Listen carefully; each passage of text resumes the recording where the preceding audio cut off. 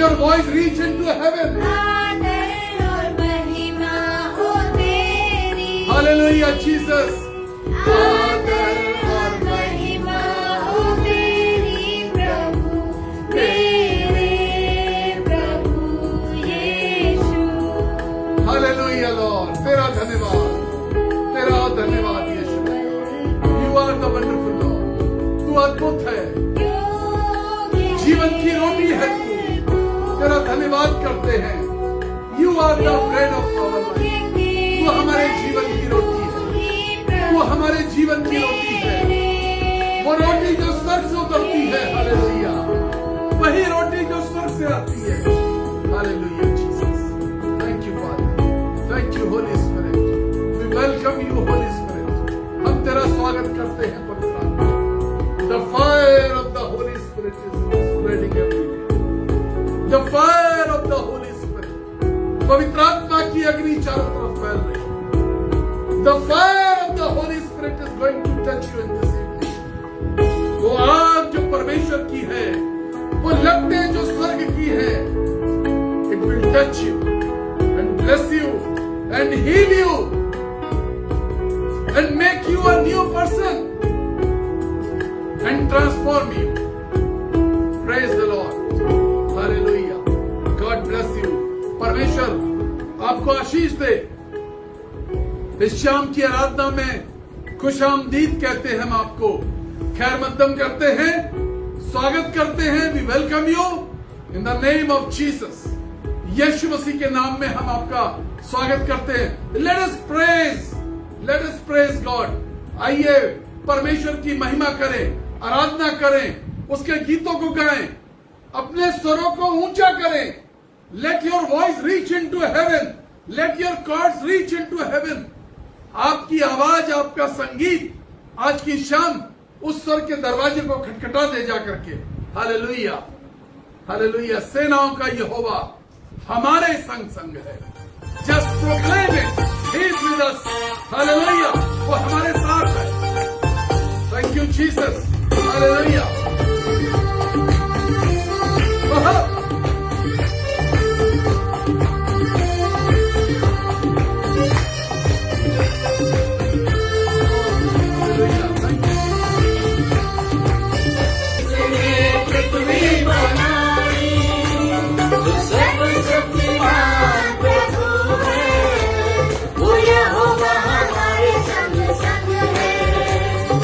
सर्वशक्तिमान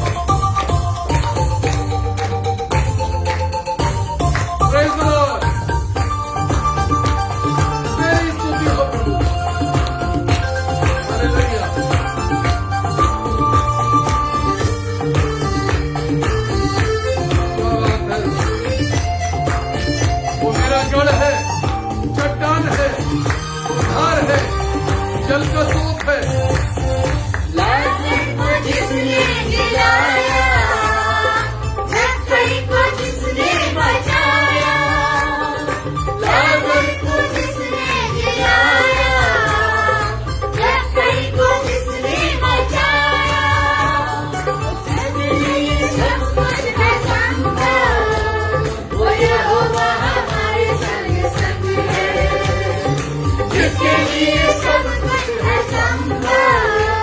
वो यहोवा हमारे संग संग है। सेनाओं का यहोवा हमारे संग संग है। याकूब का परमेश्वर हमारा ऊंचा गढ़ है। सेनाओं का यहोवा हमारे संग संग है। याकूब का परमेश्वर हमारा ऊंचा गढ़ है।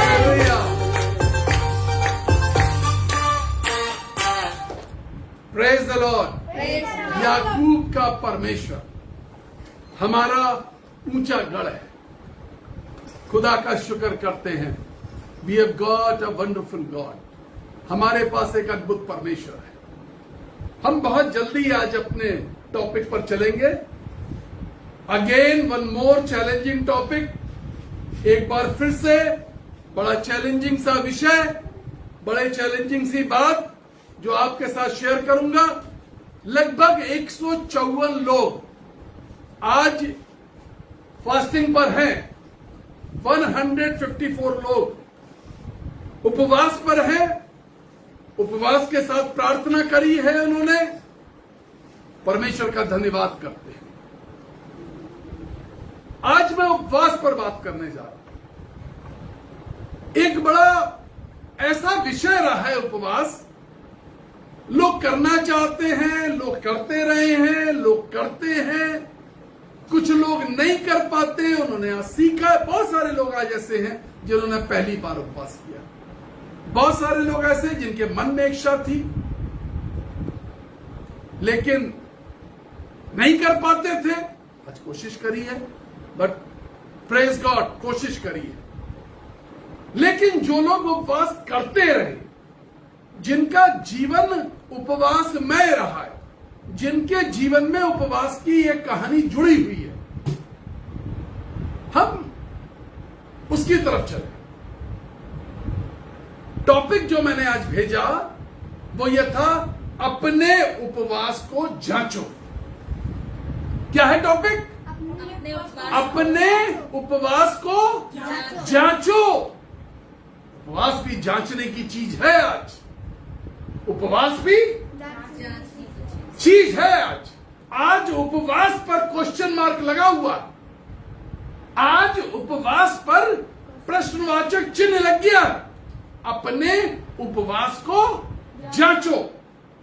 वो जो दम भरते हैं कि हमने 40 दिन वाले उपवास बहुत किए हैं, वो जो दम भरते हैं हम हफ्ते में 2 बार उपवास वाले हैं, जो दम भरते हैं कि हम साल में 3 बार 40-40 दिन के उपवास रखते हैं, आज जांचो। हम कभी कभी उपवास रखते हैं, हम गुड फ्राइडे को उपवास रखते हैं, हम फलाने दिन उपवास रखते हैं। आज उपवास को जांचो।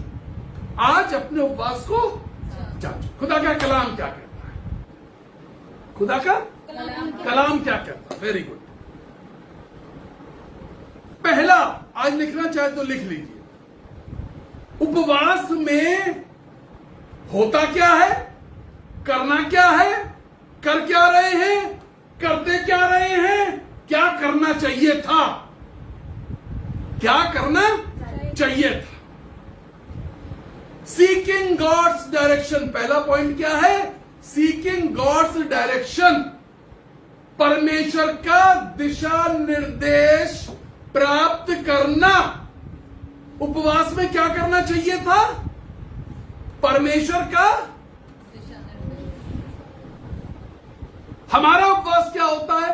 हम खाना छोड़ के बैठे, हम खाना छोड़ के बैठे। हमने सिखाया 7 बार प्रार्थना डेली करो, तो कुछ लोगों ने 7 बार प्रार्थना करनी शुरू कर दी है।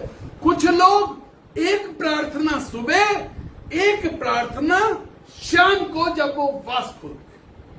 कुछ लोग दिन में 2-3 बार। करना क्या चाहिए? करना क्या चाहिए था? और वो आपने किया या नहीं किया?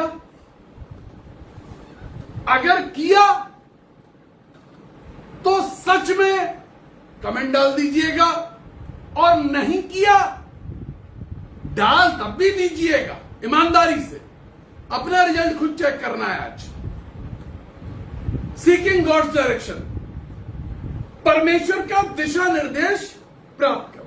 जो बताऊंगा खुदा के कलाम से बताऊंगा, इधर उधर से नहीं बताऊंगा। निर्गमन की पुस्तक the book of Exodus chapter 34 verse 28 and 29। खुदा का कलाम क्या कहता है? 40 दिन के रोजे वाले कान खोल के सुन ले। आज खुदा का कलाम क्या कहता है? आपने कितने बार 40 दिन के रोजे रखे? आज खुदा का कलाम क्या कहता है? जी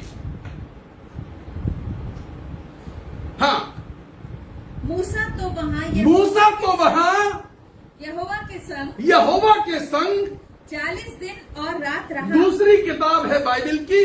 उत्पत्ति के बाद निर्गमन है, जेनेसिस के बाद एक्सोडस है।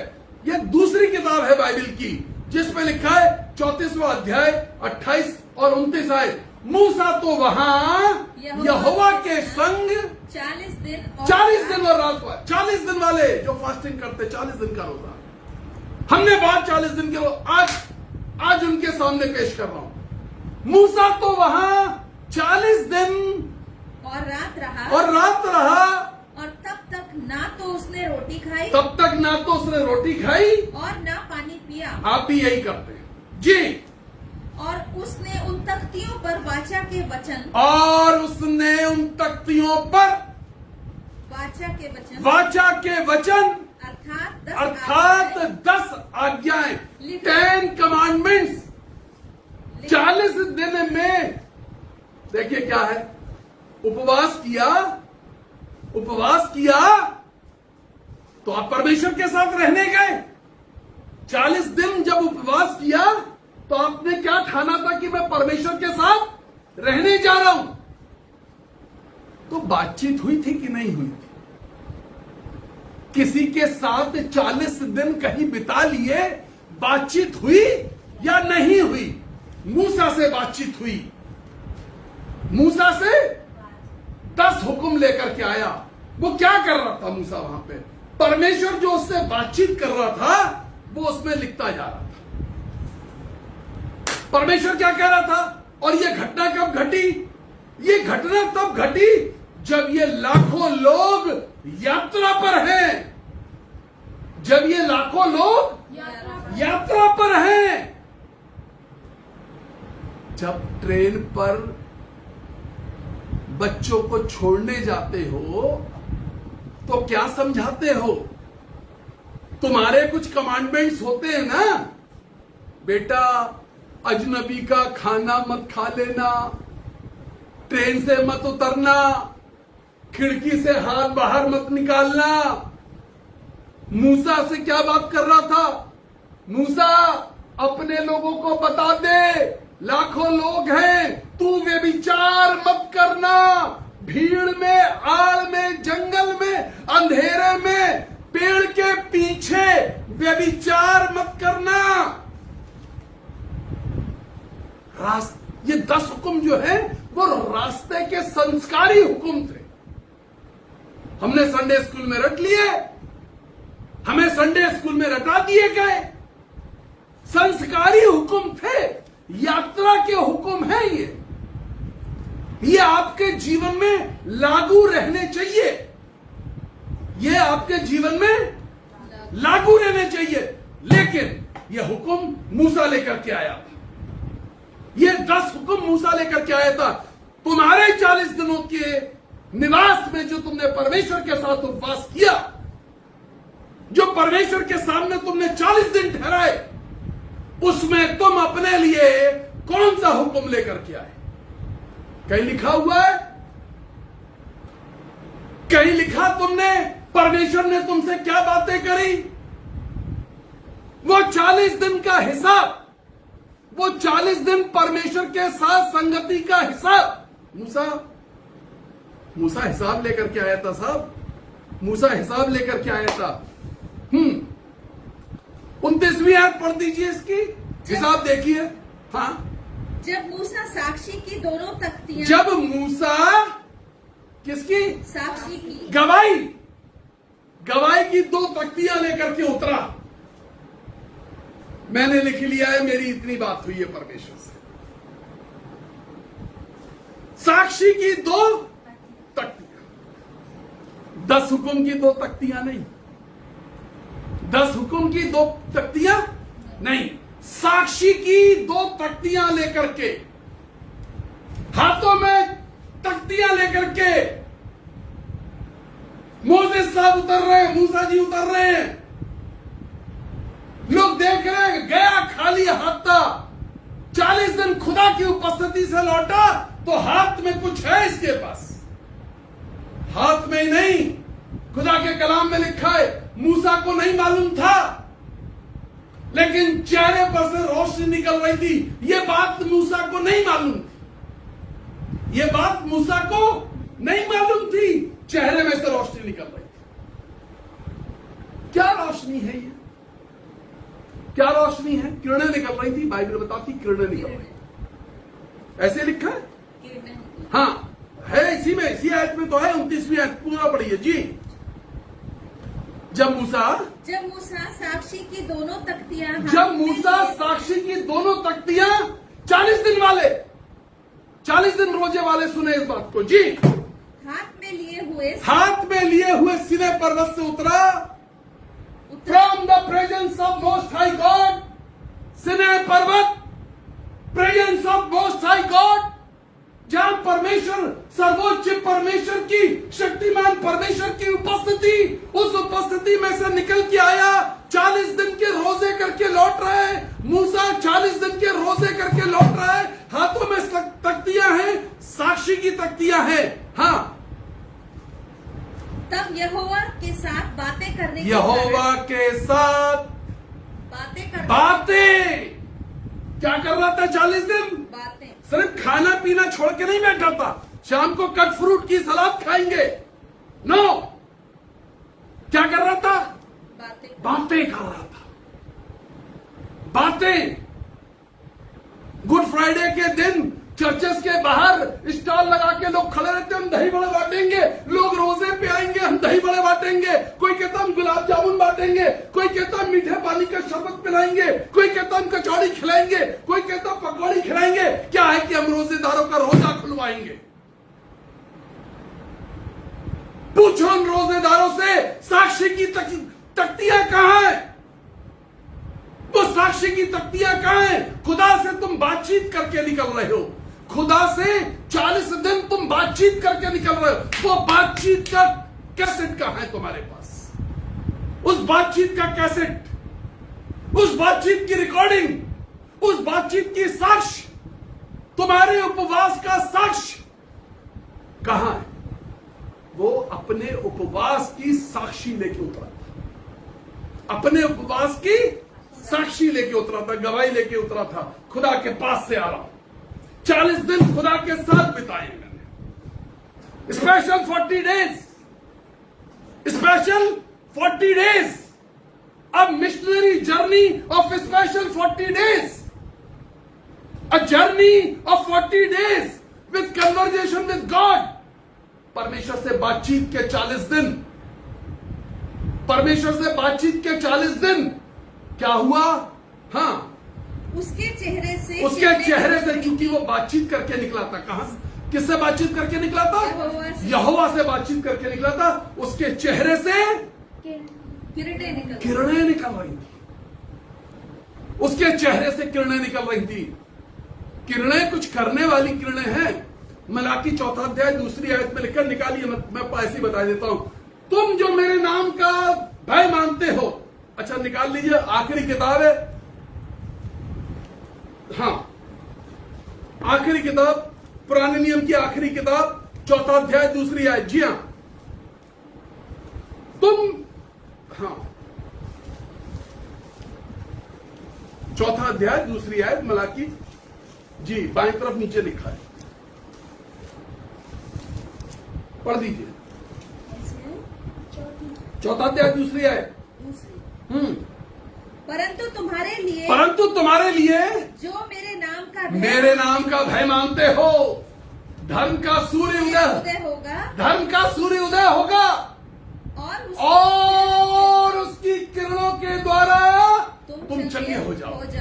चंगा करने वाली किरणें, किरणें जो बह रही हैं वो कौन सी हैं?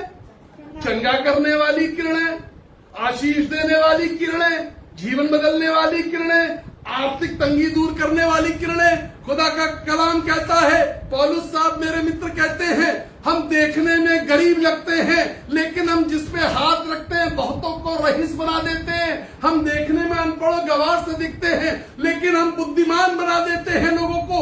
चंगा करने वाली किरणें, चंगा करने। जब मूसा उतरा तो किरणों के साथ उतरा। मूसा को नहीं मालूम था किरणें मेरे साथ हैं, मेरे चेहरे से किरणें निकल रही हैं, लेकिन चंगा करने वाली किरणें क्या कर सकती हैं? और आगे देखिए, मेरे नाम का भय मानते हो, तुम्हारे लिए सूर्योदय का और उसकी किरणों के द्वारा तुम चंगे हो जाओगे और पाले हुए तुम निकल कर बछड़ों की तुम निकल कर बंधुआई में से निकल कर, कर्जे में से निकल कर, दुख में से निकल कर, तकलीफ में से निकल कर, परेशानियों में से निकल कर, संकट और उपद्रव में से निकल कर, बेइज्जती में से निकल कर तुम पाले हुए बछड़े की नाई कूदोगे और फांदोगे। पाला हुआ बछड़ा, पाला हुआ 40 दिन वाला पाला हुआ बछड़ा, 40 दिन वाला पाला हुआ बछड़ा। तुम बछड़े बन के निकले कि नहीं निकले?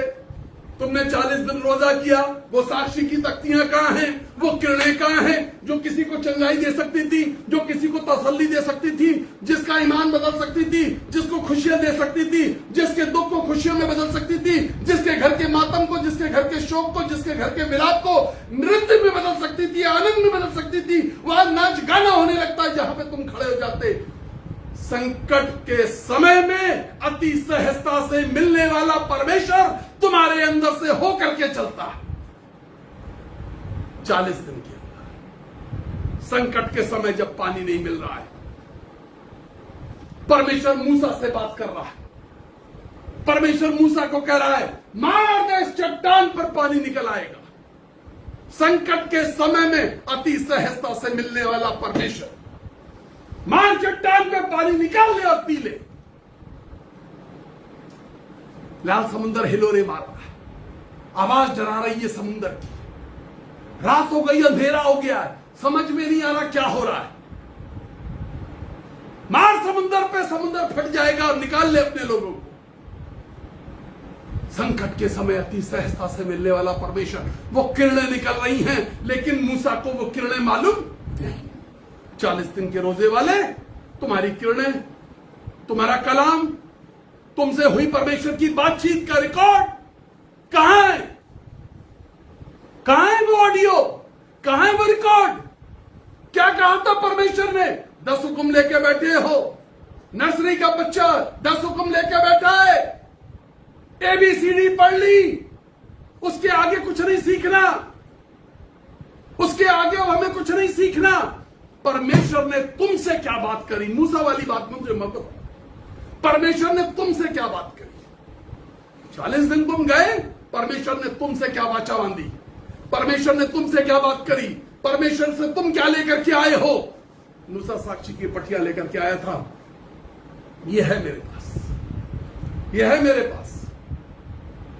हमने जब जब फास्टिंग करी, बड़े चमत्कारों को देखा। हमने फास्टिंग करी, आज की संख्या में, आज की तारीख में कम से कम कुछ नहीं तो हिंदुस्तान के अंदर 50,000 बच्चे ऐसे हैं जो प्रार्थना के बाद, उपवास के बाद पैदा हुए। 50,000 से ज्यादा ऐसे बच्चे। तुम्हारे पास क्या साक्षी है? तुम्हारे पास परमेश्वर का क्या वचन है? क्या एक्सपीरियंस था? क्या एक्सपीरियंस था? परमेश्वर से बातचीत हुई थी, एक्सपीरियंस क्या था? 40 दिन खाना नहीं छोड़ा था, सिर्फ 40 दिन सिर्फ खाना नहीं छोड़ा था, परमेश्वर से बातचीत करी थी। मुझे ये मत बताना कि हमने खाना छोड़ा था, परमेश्वर से बातचीत हुई या नहीं। एक जगह लेके चलता हूं आपको। Second point, fasting of deliverance, छुटकारे का रोजा, छुटकारे का उपवास। फास्टिंग फॉर डिलीवरेंस, छुटकारे के लिए उपवास। यह सेकंड पॉइंट है। मेरे साथ निकाल ले यशाया नबी की पुस्तक, उसका 58वां अध्याय और उसकी 6ठी आयत। जी।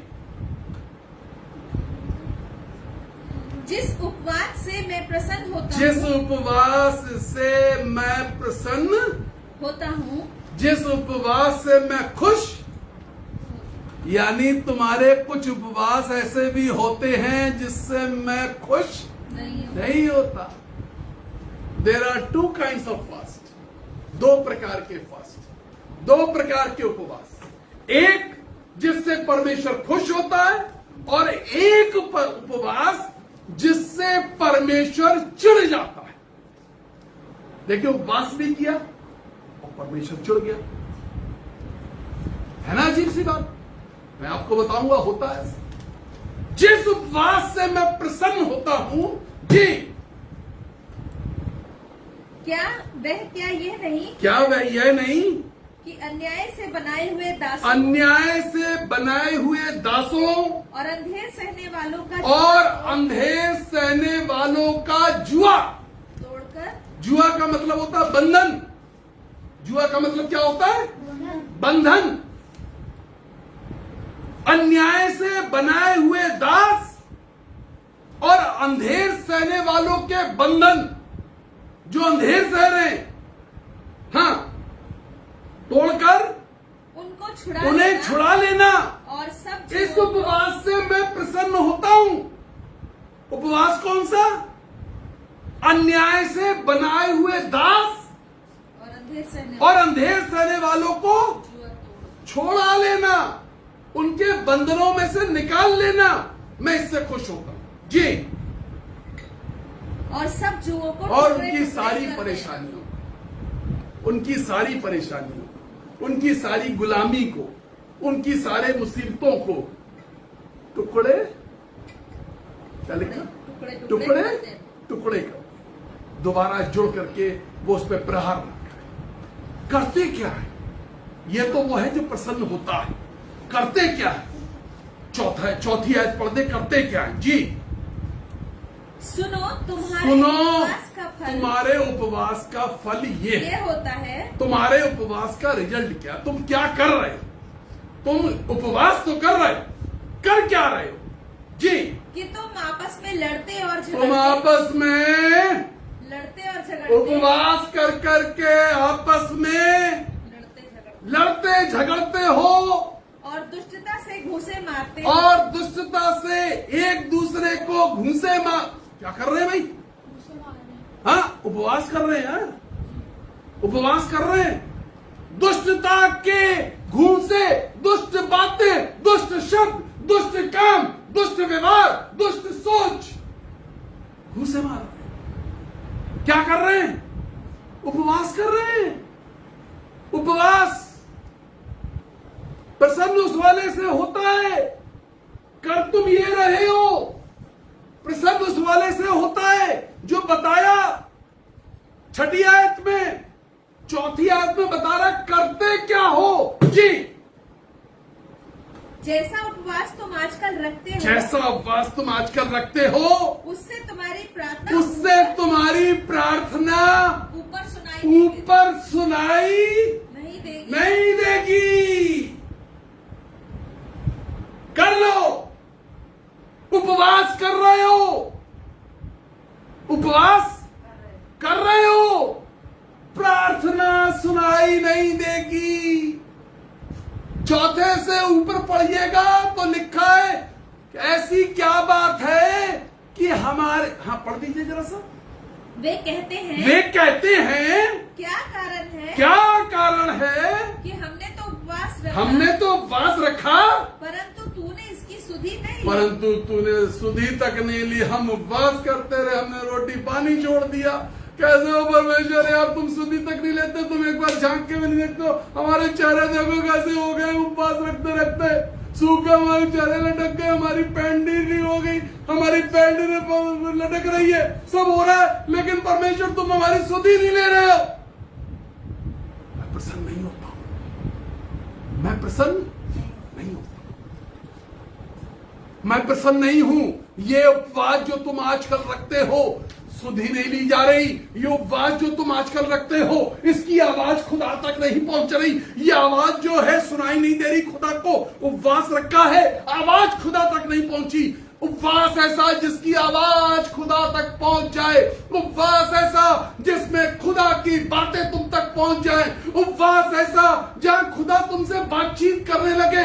उपवास ऐसा जहां खुदा तुम्हें तुम्हारे लिए हुक्म दे दे। उपवास वो जिसमें खुदा बातचीत करे। उपवास वो जब उपवास से बाहर निकलो तो साक्षी की तख्तियां लेकर के निकलो। मेरे खुदा ने, आसमान के खुदा ने, मेरे रब ने, मेरे मालिक ने, मेरे उद्धारकर्ता ने आज मुझसे ये बात करी।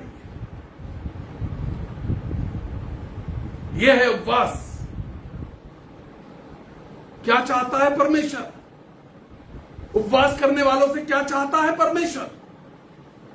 7वीं आयत इसी की, जी हाँ, यशायाह नबी की पुस्तक 98वां अध्याय चल रहा है। 7वीं आयत पढ़ दीजिए। यह नहीं है, क्या वह ये नहीं है कि अपनी रोटी भूखों में बांटो।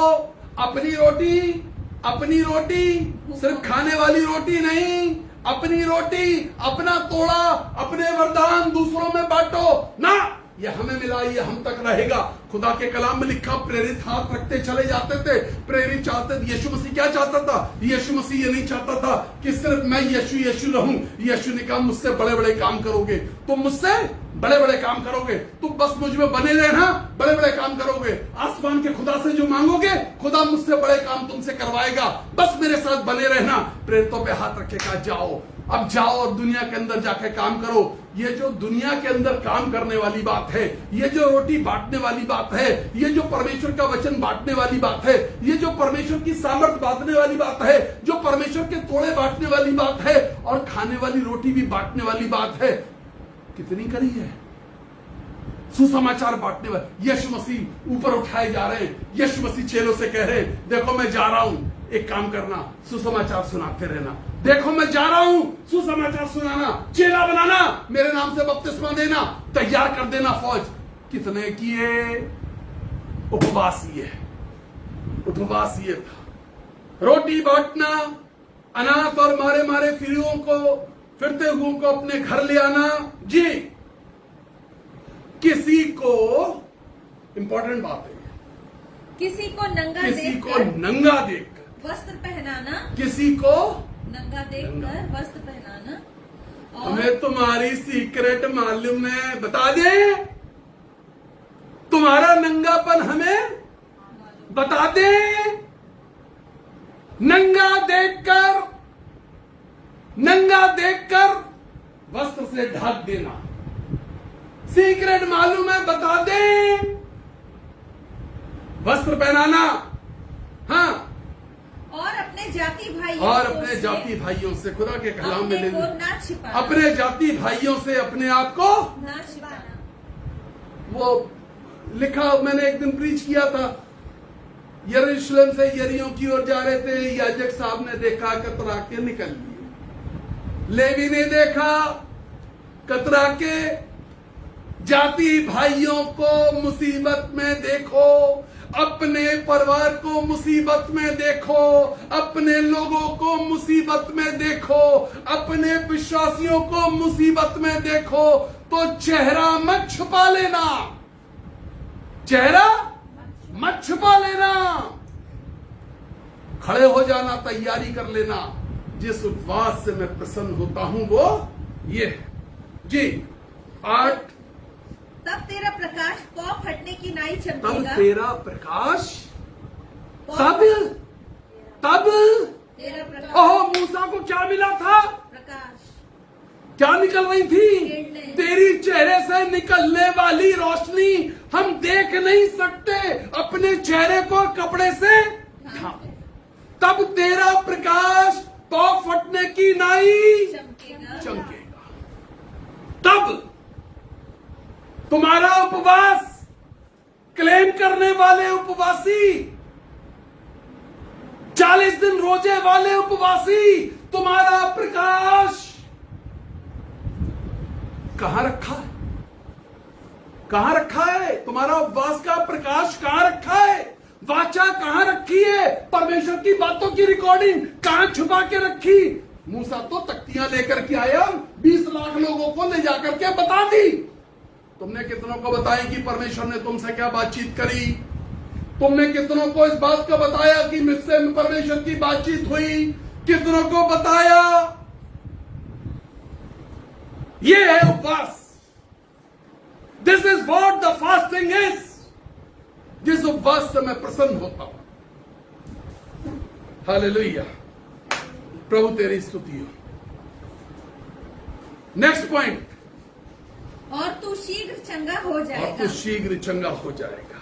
तेरा धर्म हाँ। तेरे आगे आगे तेरा धर्म तेरे आगे आगे ओहो, तेरा धर्म तेरे आगे आगे चलेगा। यहोवा का तेज तेरे पीछे रक्षा यहोवा करे। का तेज, देखिए यहोवा का तेज तेरे पीछे और तेरा धर्म तेरे आगे। आज यहोवा ने भी कह दिया मैं पीछे हूं, मूसा तू आगे चल, मैं पीछे हूं। हम कहते लीडरी हम करेंगे, लीडर हम। खाने की ताली पे दुआ करके खाएंगे भी पहले हम लीडरी कर रहे हैं, सबसे पहले खाएंगे क्योंकि हम लीडर हैं, क्योंकि हम लीडर हैं। Leader, world leader. यहोवा परमेश्वर क्या कह रहा है? मैं पीछे चलूंगा, तू आगे चल। तेरा धर्म तेरे आगे चलेगा, तेरा धर्म तेरे आगे चलेगा। तेरी धार्मिकता, तेरा रिश्ता, परमेश्वर की बातचीत का रिश्ता तेरे आगे चलेगा और मैं तेरे पीछे पीछे चलूंगा। यहोवा परमेश्वर कह रहा है, परमेश्वर तुम्हारे पीछे पीछे चलेगा। उसने यह भी नहीं कहा कि मैं यहोवा परमेश्वर हूं, मैं तेरे साथ चलूंगा। उसने कहा अब मैं पीछे चलूंगा।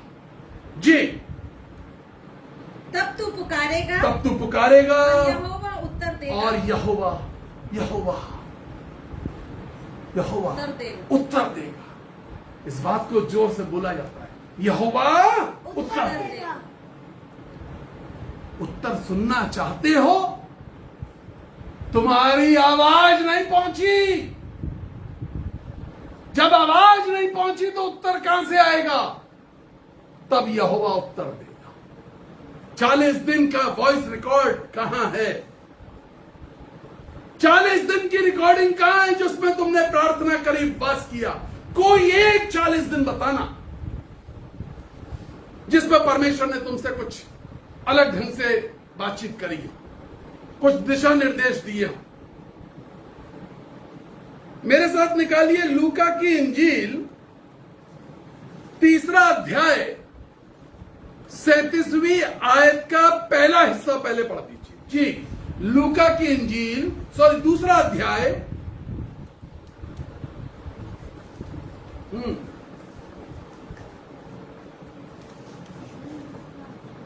लूका की इंजील 2 अध्याय 37वीं आयत। जी हाँ, वह 84 वर्ष से विधवा थी। वह कौन? वह 84 वर्ष से विधवा थी। कुछ लोग सोच रहे होंगे सुबह वाली बात फिर से बताने लगे। शब्द वही है, बात दूसरी है। वह 84 वर्ष से विधवा थी। कौन थी? जी, कौन थी? ये 36वीं आयत पढ़िए, पता चलेगा कौन थी। और अशेर के गोत्र में, और अशेर, बहुत ध्यान से इस स्टोरी को समझिए, सुनिए और सीखिए। आपको ये बात कई बार बताई गई होगी, मुझे नहीं मालूम किसी ने इतना डीप में आपको बताया या नहीं बताया। बहुत ध्यान से सुनिएगा इस स्टोरी को। और हाँ, अशेर के गोत्र में से, अशेर के गोत्र में से हन्ना नाम फनुएल की बेटी, हन्ना नाम पनुएल की बेटी, एक विधवा है। कितने सालों से? 84। कोई है ऑनलाइन 84? हमारे सामने तो कोई नहीं बैठा। कोई हो ऑनलाइन 84 तो लिख देना। तो 84 साल से तो ये विधवा है। 84 साल से विधवा है। कौन है ये? हन्ना नाम पनुएल की बेटी, एक भविष्यद्वक्ता थी। एक गोत्र है इसका, आशेर गोत्र से, आशेर गोत्र से। भाई मैं बहुत सोचने लगा कि ये इतना लंबा परिचय देने की जरूरत क्या थी। उसका गोत्र बताया जा रहा है, उसके बाप का नाम बताया जा रहा है, उसका नाम बताया जा रहा है। कोई तो राज है, कोई तो बात है ना। 84 साल से विधवा है, 84 साल से विधवा है। हैं? लीला बहन अभी है ऑनलाइन?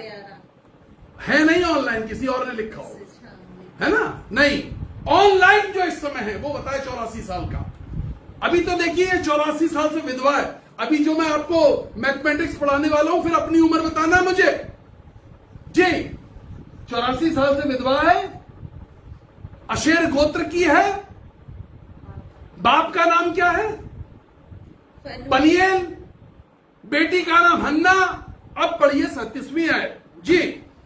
वह 84 वर्ष से विधवा थी, वह 84 वर्ष से विधवा थी और मंदिर को नहीं छोड़ती थी। क्या करती थी? मंदिर को नहीं छोड़ती थी। 84 साल से विधवा थी और मंदिर को नहीं छोड़ती थी। देखिए मंदिर में जाने का, आज मैं बता दूं आपको, मुझे नहीं मालूम आपको इस बात का ज्ञान है या नहीं है, उस समय टेम्पल टैक्स हुआ करता। क्या है? अच्छा, वेरी गुड। अभी और उम्र बढ़ाएंगे। 84 इयर्स वाला मिल गया भाई ऑनलाइन, वेरी गुड। सब लोग ताली बजाएं इनके लिए। खुदा का शुक्र है, लंबी उम्र है बस। हालेलुया, से hallelujah, praise the Lord, very good. तो कहां थे हम? हाँ, मंदिर में जाने का, मंदिर का टोल टैक्स नहीं होता मंदिर में, मंदिर टैक्स होता है, टेम्पल टैक्स। टेम्पल टैक्स होता है ना। क्या होता है? टेम्पल टैक्स होता था। देखिए ये मंदिर को नहीं छोड़ती थी। इधर ध्यान दें मेरी तरफ, मंदिर को नहीं छोड़ती थी। बेटा अब रख दीजिए, आप इस खिलौने को रखो, अब हमें सुनो सर। मंदिर को नहीं छोड़ती थी, पर उपवास और टैक्स दिया करती थी, टैक्स देती थी। हमेशा ये बात बोली जाती है, भैया जो कैसर का वो कैसर को। आप ईसाइयों के मुंह से ये बात सुनेंगे, क्या? जो कैसर का है वो, अरे कैसर को देना क्या पड़ता था? ये किसी ने नहीं बताया, ये बात किसी ने नहीं बताया कि कैसर को देना क्या पड़ता था। कैसर को ये टेम्पल टैक्स देना पड़ता, कैसर को टेम्पल टैक्स देना पड़ता था, मंदिर का टैक्स देना पड़ता था कि हम यरूशलेम के मंदिर में आ रहे हैं, कैसर को वो टैक्स देना पड़ता। पतरस को यीशु मसीह ने क्या कहा? टैक्स देना था, टैक्स देना था। जो कैसर का है वो कैसर को दे दे। यीशु मसीह ने कहा ना, जो कैसर का, और भाई देना क्या था, क्या देना था ये नहीं बताया। पतरस से क्या कहा? उसने कहा जब मछली पकड़, सोने का सिक्का निकाल, टैक्स लपेट और पकड़ा दे कैसर को जाके। जो कैसर का है वो कैसर को दे दे, मंदिर का टैक्स दे दे। मंदिर की व्यवस्था, मंदिर की जरूरतें, सेवकाई की जरूरतें, मिनिस्ट्री की जरूरतें उस टैक्स से पूरी होती है, उस पैसे से पूरी होती है जो मिनिस्ट्री में दान दिया जाता है। अब दान दिया जाता है, उस समय जबरन टैक्स, टैक्स हमेशा फिक्स होता है, टैक्स हमेशा फिक्स होता है। टोल टैक्स जब जाते हैं तो कहते हैं भाई जाने अगर खाली जाना है तो 70 रुपए, लेकिन अगर 24 घंटे में वापस आओगे तो 100 रुपए। तब 140 नहीं ले रहे क्योंकि तुम 24 घंटे में वापस आ रहे, तो टैक्स पड़ता था उस समय। अब कहानी को समझिए। आशेर गोत्र 84 साल की विधवा। कितने साल से विधवा है? 84 साल से विधवा है और मंदिर को नहीं छोड़ती। पता है? अब आप समझिए कि ये क्यों लिखा गया, जरूरत क्यों पड़ी। मंदिर को नहीं छोड़ती थी और क्या करती थी? उपवास और उपवास कर करके हाँ, रहते। उपवास और प्रार्थना कर करके प्रार्थना कर करके, उपवास और प्रार्थना कर करके, बोलो जोर से, कर करके, या कर करके। कितनी प्रार्थना, अरे कितनी प्रार्थना करोगे यार, हर वक्त प्रार्थना कर करके। उपवास और प्रार्थना, इधर मंदिर का टेक्स्ट भी दे रही है, इधर प्रार्थना और उपवास में भी लगी हुई है। 84 साल की विधवा, 84 साल की विधवा, लिखा 7 साल अपने पति के साथ रही थी, 7 साल अपने पति के साथ रही थी। 89 इयर्स की हो गई, 89 साल की हो गई। भैया अब ऑनलाइन कोई 89 साल का हो तो लिख के डालो, 89 साल की हो गई। अब उस समय 14 साल की उम्र में अमूमन शादी हो जाती थी, लड़की 14-16 साल की होती थी, शादी कर देते थे। अब इसमें 14 और जोड़ो, 14 साल और जोड़ो, जोड़ते रहो बस। 7 ईयर शादी के, 84 साल से विधवा, और 14 साल की उम्र में शादी मान के चलो, 14-16 साल की 14 मान के चलो, इसकी उम्र इतनी थी। अब आशेर गोत्र समझिए क्या था। आशेर गोत्र के लोग बहुत पैसे वाले होते थे। आशेर गोत्र के लोग जिस एरिया में रहते थे वहां पर खनिज और तेल जमीन के अंदर भरपूरी के साथ पाया जाता था। आशेर गोत्र, ठीक। और उनकी लड़कियां दुनिया की सबसे खूबसूरत लड़कियों में से होती थी। उनकी बेटियां, उनके घर की लड़कियां दुनिया के सबसे खूबसूरत लड़कियों में होती थी। इसने अपनी खूबसूरती का घमंड नहीं किया। जवानी में हमको देखते तो पता चलता, अपनी खूबसूरती पर घमंड नहीं किया, अपने पैसे पे घमंड नहीं किया, अपने दौलत पे घमंड नहीं किया, अपने चेहरे की रौनक पे घमंड नहीं किया। विधवा हुई, इसने कहा मैं मंदिर नहीं छोड़ूंगी, मैं मंदिर नहीं छोड़ूंगी। खुदा का कलाम कहता है तुम परमेश्वर का मंदिर हो, परमेश्वर का आत्मा तुम्हारे अंदर वास करता है। सैटरडे शाम को मंदिर में आना, संडे को चर्च में जाना और मंदिर में से बाहर आ जाना, मैं मंदिर नहीं छोड़ूंगी। तुम परमेश्वर का मंदिर हो। The spirit of God lies in midst of you. परमेश्वर का आत्मा तुम्हारे अंदर रहता है। उपवास यह है कि मैं मंदिर को नहीं छोड़ूंगी। उपवास यह है कि मैं पवित्र आत्मा के मंदिर को नाश नहीं होने दूंगी। उपवास यह है कि मैं उस उपस्थिति के अंदर बनी रहूंगी। उपवास ये प्रार्थना करती थी। जी क्या लिखा हुआ आगे? रात दिन उपासना करती थी, प्रार्थना कर करके। जी हाँ पढ़िए। और वह उस घड़ी वहां आकर नहीं, प्रभु का धन्यवाद तो छोड़ रही करने है। लगी। 36वीं आयत पढ़ दीजिए। और आशेर के गोत्र में से हन्ना नाम पनुएल की बेटी एक भविष्यद्वक्ता थी। क्या थी? ये औरत जो 84 साल से विधवा है, ये एक भविष्यवाणी करने वाली थी।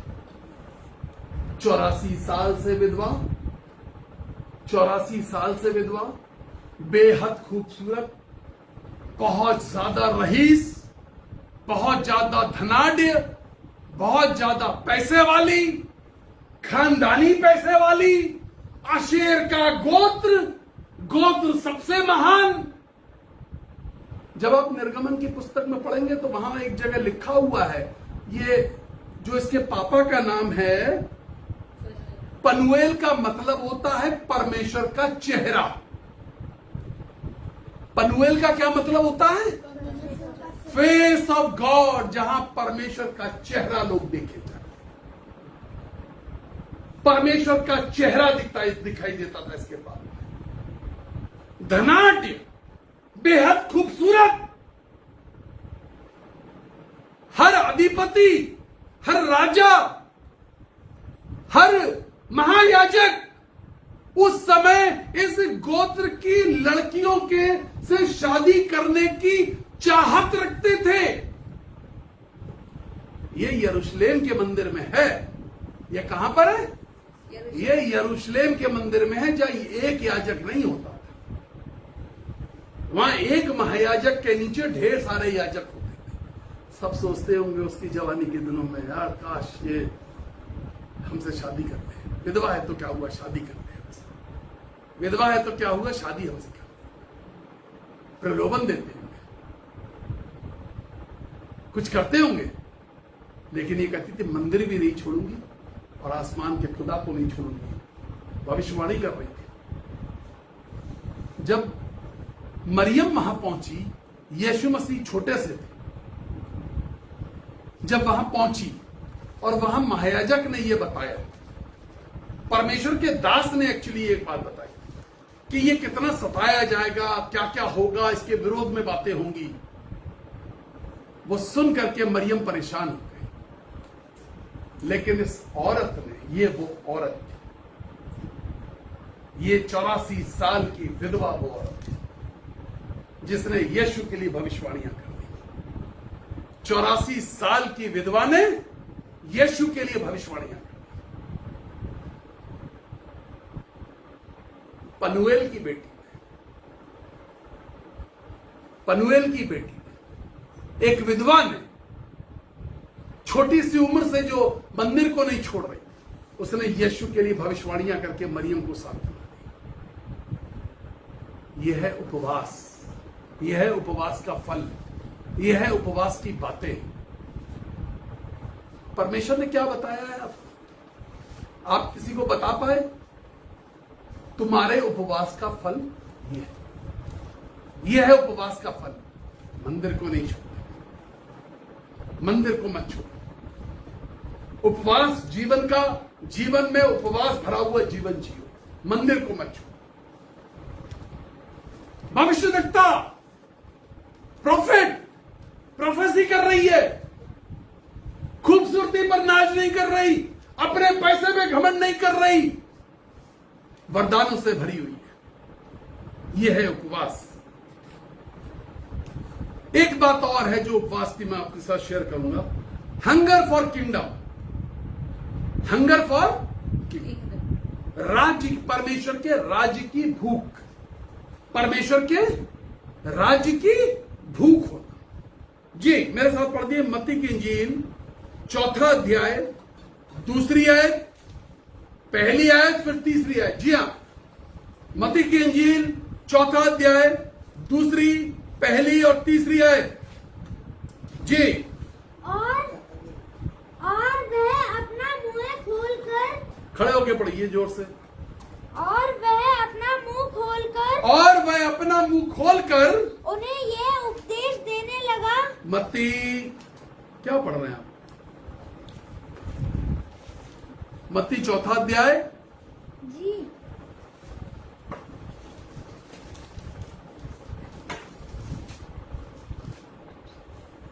4 अध्याय मत्ती 4, आप क्या पढ़ रहे हैं?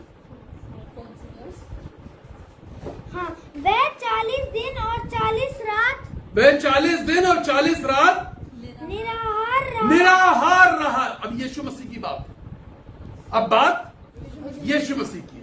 वह 40 दिन और 40 रात निराहार रहा।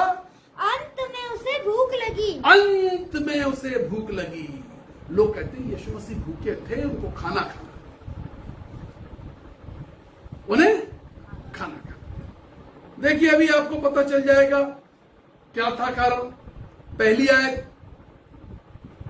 हाँ, तब उस समय आत्मा यीशु तब उस समय आत्मा यीशु को जंगल में लेके गया ताकि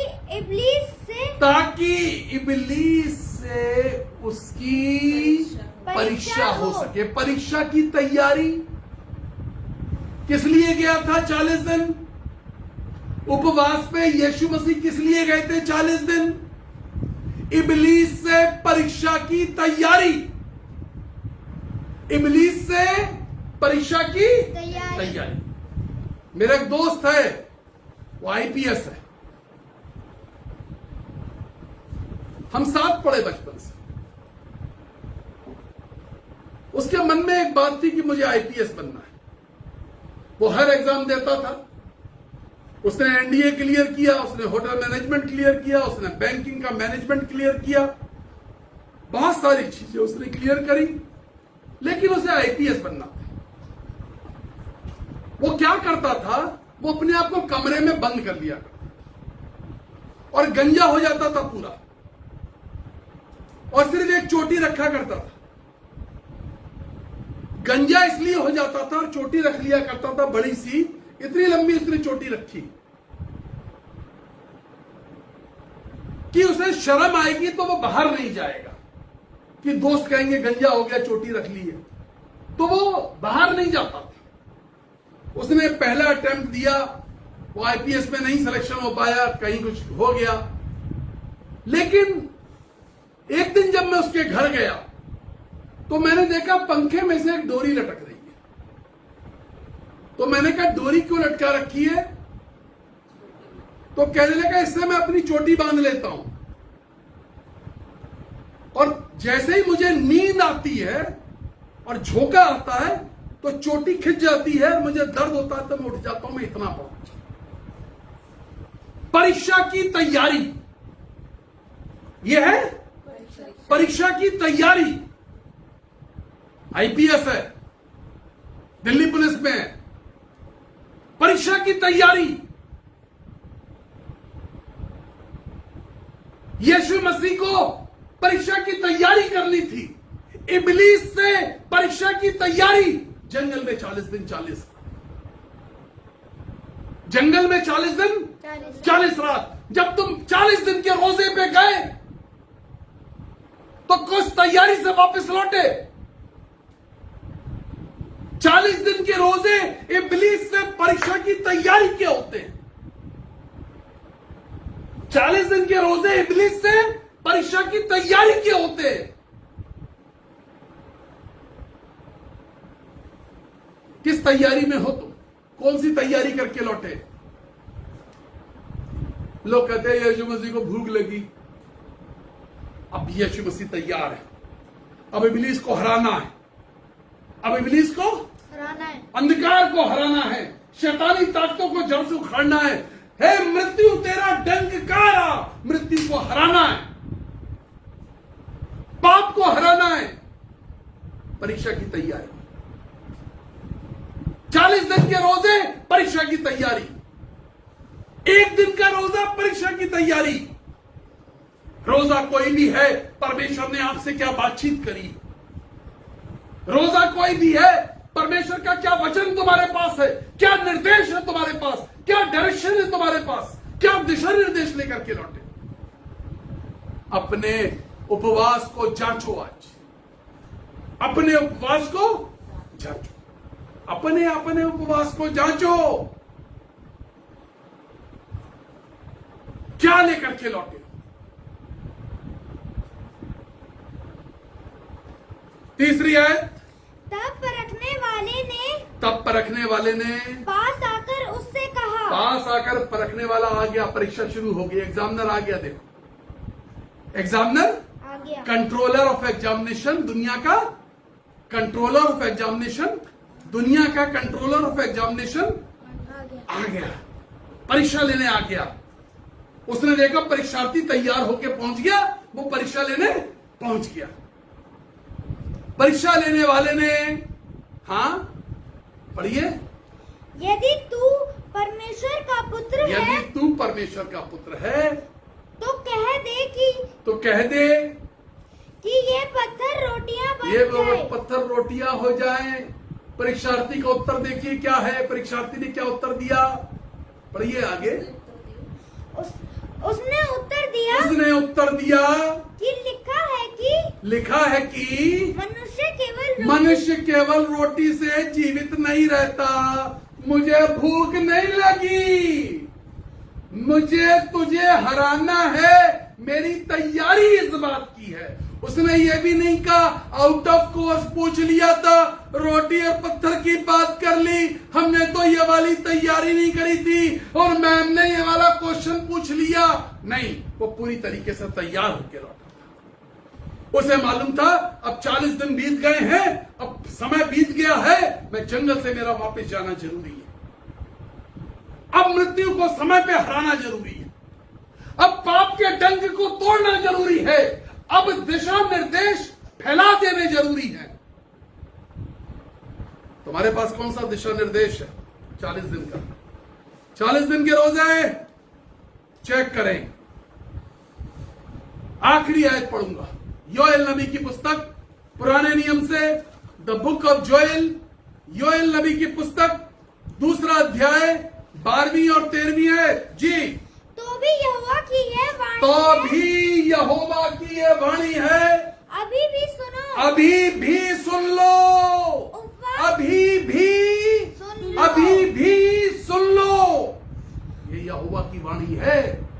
अभी तक जो किया सो किया, अभी भी सुन लो। अभी तक 10 कमांडमेंट्स में रहे, 10 हुक्म तक रहे, ABCD तक रहे, मैंने तुम्हें दूध पिलाया, अन्न नहीं खिलाया, तुम्हें अन्न नहीं खिलाया गया, क्योंकि पौलुस साहब कहते तुम पचा नहीं सकते, तुम पचा नहीं सकते। कब तक नहीं खाओगे? कब तक दूध पे रहोगे? कब तक अंगूठा चूसोगे? कब तक मुंह में निपल लगाओगे? काटने के लिए दांत, बांटने के लिए परमेश्वर का वचन तुम्हारे पास नहीं है। मैंने तुम्हें दूध पिलाया, अन्न नहीं खिलाया। वक्त अन्न खाने का है, वक्त अन्न खाने का है, वक्त बढ़ जाने का है। अब बड़े हो जाओ, बच्चे मत रहो। योएल नबी की पुस्तक 2 अध्याय 12वीं और 13वीं आयत। तो अभी यहोवा की ये वाणी है, अभी भी सुनो। हाँ, उपवास के साथ रोते पीटते, अपने पूरे मन से, अपने पूरे मन से देखा देखी मैं नहीं, सुने सुनाए में नहीं कि हमारे लोग 40 दिन के रोजे रखते हैं, हमें भी रखने चाहिए। देखा देखी में नहीं, पूरे मन से, पूरा मन यहोवा पर, पूरा मन परमेश्वर से बातचीत करते वक्त पूरा मन तुम्हारा परमेश्वर के साथ हो। 40 दिन 40 रात मूसा का मन, 40 दिन 40 रात मूसा का मन परमेश्वर की बातों में लगा रहा। लेक्चर चल रहा था, बातचीत चल रही थी। अरे ये 10 हुक्म थे क्या? ये 10 हुक्म वो थे जो इंपॉर्टेंट पॉइंट होते थे, मूसा नोट कर लिया कर। जब आप क्लासरूम में बैठते एक लेक्चर चलता है तो इंपॉर्टेंट पॉइंट नोट कर लेते हैं ना। ये 10 हुक्म वो थे, ये 10 हुक्म वो थे, ये 10 बातें वो थी कि इतनी बड़ी यात्रा पर निकल रहे हो, इन बातों का ध्यान रखना। मुझे छोड़ किसी और दूसरे को यहोवा मत मान लेना, मुझे छोड़ किसी मूर्ति प्रतिमा की मूर्त मत बना लेना, अपने माता पिता का तिरस्कार मत करना, आपस में लड़ाई झगड़े मत कर। देखो ये नहीं कर, ये बेसिक बात है। ABCD है, तुम ABCD में ही अटके, आगे बढ़ ही नहीं पाए। क्या तुमसे कभी बात हुई? 40 दिन के रोजे वाले दिल पे हाथ रख करके कमेंट में लिखो, बात हुई तो वो दिशा निर्देश तुम्हारे लिए क्या थे, तुम्हारे अपने लिए क्या थे। हाँ, उपवास के साथ रोते टूटते अपने पूरे मन से फिरकर मेरे पास आओ। अपने वस्त्र नहीं, अपने मन ही अपने को। वस्त्र नहीं, ये पुराने समय में एक वो था कि कपड़े फाड़ दिया करते। अय्यूब के दोस्त आए, अपने कपड़े फाड़ दिए, बागे फाड़ दिए, धूल आसमान में उड़ाने लगते थे। ये पुराने नियम में बातें थी, कपड़े फाड़ना, अपने कपड़े फाड़। वो क्या कह रहा है? खुदा का खादिम क्या कह रहा है? देखिए योएल क्या कह रहा है। जी, फाड़कर अपने परमेश्वर यहोवा की ओर, अपने वस्त्र फाड़कर हाँ कैसे पढ़िए, अपने वस्त्र नहीं, अपने वस्त्र नहीं, अपने मन ही को, अपने मन ही को, अपने मन को, दिल फाड़ो अपना। दिल धोखेबाज है, दिल सयाना है, दिल 420 है, इसमें 420 आती है, इसमें कपट आता है, इसमें मक्कारी आती है, इसमें झूठ आता है, इसमें ईर्ष्या आती है, इसमें जलन आता है, इसमें कुड़न आती है, इसमें बदबू आती है, इसमें बदबू आती है। अपने दिल को फाड़ो, वस्त्र नहीं, अपने दिल को फाड़ो। यहोवा के पास पूरे मन से आओ। चर्च में बैठे हैं, बिजनेस सोच रहे हैं। आराधना में बैठे हैं, परिवार की सोच रहे हैं। आराधना करने बैठे हैं, मित्र की सोच रहे हैं। आराधना करने आए हो, आराधना करो सिर्फ। दिल धोखेबाज है, दिल इधर उधर लग जाता है। दिल फाड़ो, दिल को फाड़ो। दिल इधर उधर भाग जाता है, दिल बहक जाता है। खुदा के कलाम में लिखा है, दिल बहक गए। एक पति पत्नी ने जमीन बेची, सोचा खुदा के खादिमों के पास जाके देंगे, दिल बहक गए। संपत्ति उनकी थी, लेकिन जिस दिन आपने सोच लिया कि खुदा के लिए देंगे, उस दिन वो खुदा की हो गई। जिस दिन आपने सोच लिया, उस दिन वो खुदा की हो गई। मैं एक कैथोलिक प्रीस्ट को जानता हूं, वो, उनका नाम फादर मिल्टन है। उनकी मम्मी ने जब वो पैदा हुए, कुछ घटना ऐसी घटी, उन्होंने मुझे खुद बताया। वो हमारे परिवार के सदस्य जैसे हैं, हमारे बहुत अच्छे मित्र हैं, और वो मुझे भैया जी बोलते हैं, भाई हैं, वो छोटे भाई की तरह हैं। हमारे बच्चों से, हमारी पत्नी से बहुत प्यार करते हैं, भाभी जी बोलते हैं, बच्चों को बहुत प्यार करते हैं। उन्होंने एक दिन एक घटना बताई। मैंने उनसे पूछा, आपको कैसे लगा कि आपको ये फादर बनना चाहिए? He is really a wonderful man of God, बहुत ही अभिषिक्त, बहुत सामर्थी और बहुत ही ज्यादा अच्छे इंसान। आपको कैसे लगा? कहने लगे, एक दिन मेरे मामा जी ने बताया कि मेरी मम्मी ने, जब मैं पैदा हुआ था तो मन्नत मांगी थी। कुछ वो 4वीं 5वीं क्लास में थे जब मामा जी ने ये बात बताई। कहने लगे, मैंने प्रार्थना करनी शुरू की और 1 साल में निर्णय ले लिया कि अब मैं अपने माँ बाप का नहीं। मेरी मां ने तो पैदा होते ही खुदा के नाम कर दिया था, अब मैं मेरी मां का नहीं। और मैं अपना घर छोड़ करके सेवकाई के लिए निकल गया। मैंने ट्रेनिंग ली 14 साल की, and is a wonderful priest. मैं खुदा का हो गया। बहुत ही जेंटल, बहुत काबिल, बहुत लिटरेट, पढ़े लिखे, कई भाषाओं के जानकार, बहुत अच्छे प्रचारक। उनके बिशप उनको कहते हैं, he is a perfect man. लेकिन वो परफेक्ट मैन सेवकाई के लिए निकल गया, क्योंकि उसकी मां ने यह बात सोच ली थी कि इस बेटे को मैं खुदा की सेवा में। इस पति पत्नी ने सोचा था ये जमीन बेच करके प्रेरितों के हाथ में दे देंगे। हन्ना सफीरा, हनन्याह सफीरा दे देंगे। जमीन के दाम बढ़ते, दाम मिले तो लगा, अरे यार हम तो कम की सोच रहे थे, ये तो ज्यादा मिल गए, अब कैसे करें, अब कैसे दें? हमारे पास तो इतना पैसा आता है, इतने का दशमांश कैसे दे? 4,000 रुपए के 400 दे सकते थे, 4 लाख के 40,000 कैसे दे? फौरन दिल ने गड़बड़ी मचाई। दिल धोखेबाज, हिलेबाज, मक्कार, 420, झूठा, ईर्ष्या से भरा हुआ, जलन से भरा हुआ, कुड़न से भरा हुआ, गलत फैसले करवाने वाला, गलत सोच की तरफ ले जाने वाला, यह है दिल। वस्त्रों को नहीं, दिल को फाड़ करके यहोवा के पास सच्चाई से आओ। उपवास यह है, कितनी बार तुमने सच्चाई के लिए अपने दिल को फाड़ा, कितनी बार सच्चाई के लिए दिल को पीछे कर दिया। मेरा दिल तो ये कर रहा है, मेरा दिल तो गलत कर रहा है, दिल गलत कर रहा है। फाड़ा है कि नहीं फाड़ा? उस गलत वाले पन्ने को फाड़ा या नहीं फाड़ा? उपवास ये है, दिल को फाड़कर मेरे पास अपने परमेश्वर यहोवा की ओर फिरो।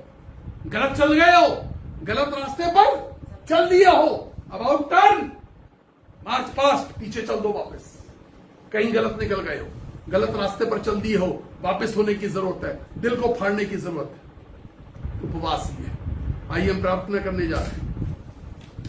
अपना रिजल्ट खुद सोचिए। आज 40 दिन के रोजे, 7 दिन के रोजे, 5 दिन के रोजे, हफ्ते में 2 रोजे, हफ्ते में 1 रोजा, खुदा का डायरेक्शन क्या है?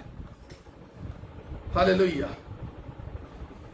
आदर और महिमा हो तेरी, आदर और महिमा हो तेरी, आदर और महिमा हो तेरी प्रभु, मेरे प्रभु यीशु। Thank you Jesus. प्रभु जी सामर्थी परमेश्वर, यदि इस समय कोई एक भी यीशु राजा, कोई एक भी जिसके पास ये आवाज पहुंचे, वो अपने दिल के अंदर झांके और सच्चाई को झांके कि उसने 40 दिन के रोजे कई बार किए, लेकिन किया क्या लेके लौटे? क्या दिशा निर्देश था भी या नहीं था? अब दिल को फाड़ करके यीशु के पास, यहोवा के पास फिरो। आशीष दीजिए, सोच पर आशीष दे, फैसलों पर आशीष दे। यीशु मसीह नासरी के नाम में बीमारों को कहते हैं, कोविड के पेशेंट्स को कहते हैं, यीशु के नाम में तुम्हारी रिपोर्ट बदल जाए और तुम चंगे हो जाओ। कोविड के सारे पेशेंट्स की रिपोर्ट अभी इसी वक्त से बदलनी शुरू हो जाए। Hallelujah Jesus. यीशु मसीह नासरी के नाम में रिपोर्ट्स बदल जाए। जो मौत की शैया पर है, मौत के बिस्तर पे, वेंटिलेटर्स पे, यीशु के नाम में वापस निकल आए। Let them come out in the name of Jesus. Brain haemorrhage के लोग, ब्रेन की परिस्थितियां खराब हो चुकी हैं, पसलियां खराब हो चुकी हैं, फेफड़े खराब हो चुके हैं, फेफड़ों में कुछ बचा नहीं है, तुम्हारे लंग्स खराब हो चुके हैं, तुम्हारे किडनी के अंदर प्रॉब्लम है, यीशु मसीह नासरी के नाम में चंगाई हो जाए, रिपोर्ट्स बदलने लगे। यीशु मसीह नासरी के नाम में प्रार्थना करते पिता परमेश्वर, तेरी दया हो, तेरा अनुग्रह हो। गर्भ के शिशु पर आशीष दे, जो गर्भवती नहीं हो पाई अभी भी, उनको इस साल में आशीष दे। स्वर्ग का बीज पिता परमेश्वर उनके गर्भ पर ठहरने पाए, वो गर्भवती हो, आशीष दे। यीशु मसीह नासरी के नाम में पापों को क्षमा के लिए प्रार्थना करते हैं। यीशु के नाम में पिता परमेश्वर जो इकरार करता है और इनकार नहीं करता, प्रभु आज तू उसके पापों को क्षमा कर, आशीष दीजिए। यीशु मसीह अनुग्रह करिए, दया कीजिए। यीशु मसीह के नाम में कहते हैं, सुनिए और कबूल कर लीजिए। God bless you. परमेश्वर आपको आशीष दे। 9411958464 ये नंबर है हमारा, और 9997730585 व्हाट्सएप नंबर है, जिस पे आप हमसे प्रार्थना कराते हैं। तेल और जल पे प्रार्थना कराइए। कोई बीमार है तो कपड़े पर आशीष लीजिए और उसको पहना दीजिए, उड़ा दीजिए, बीमार चंगा हो जाएगा।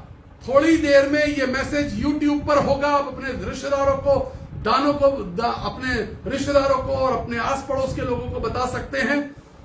हमारा YouTube channel BRO Sanjay Gupta subscribe करें, और आइकन बेल जो होती है, जो घंटी बनी हुई आती है, उस पर उसको सब्सक्राइब करें, उसको भी दबाएं, और ऑल जो ऑप्शन आएगा उस ऑल को दबा दें। जैसे ही हमारे कोई भी मैसेज आएंगे आपको पहुंच जाएंगे। God bless you. 10 लोगों तक इस समाचार को पहुंचाइए। आपकी ड्यूटी है, कोरोना से सेफ रहिए। हम आपसे प्यार करते हैं। May God bless you. Hallelujah.